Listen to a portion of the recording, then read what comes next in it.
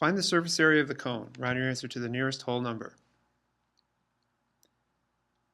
Okay, now the cone has two parts to it. First of all, you have the base, which is this circle. Then you have this lateral area, which if you cut it and unroll it, it forms a sector, which is part of a circle. So the sector in this case will look something like that, kind of like Pac-Man if you remember him. Or Ms. Pac-Man if you remember her. Draw a little bow on there if you want to.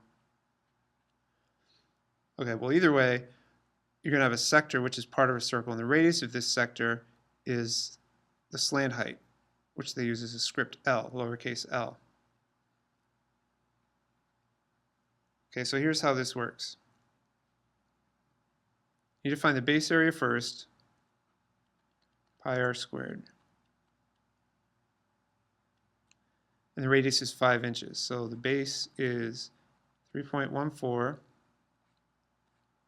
times 5 inches and then squared. Let me use a calculator for that.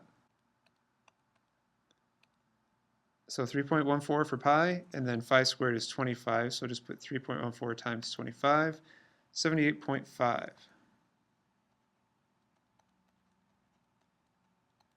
And it's inches squared. Okay, now let's get back to this sector guy here. The area of the sector is pi times r times l. Okay, so we know the radius is 5 inches and the slant height is 9 inches. So this is going to be 3.14 times the radius, which is 5 inches, and then times the slant height, which is 9 inches.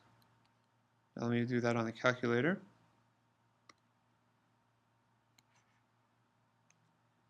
.14 times 5 times 9.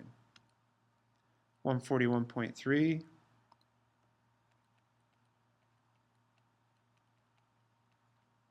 And now you want to add these two numbers together. The base area then plus the lateral area, which is a sector, 78.5 square inches plus 141.3 square inches.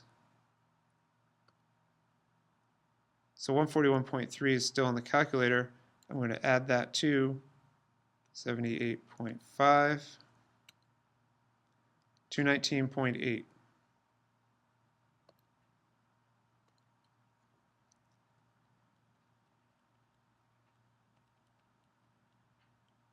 And if we're going to round that to the nearest whole number, it's going to be 220 inches squared.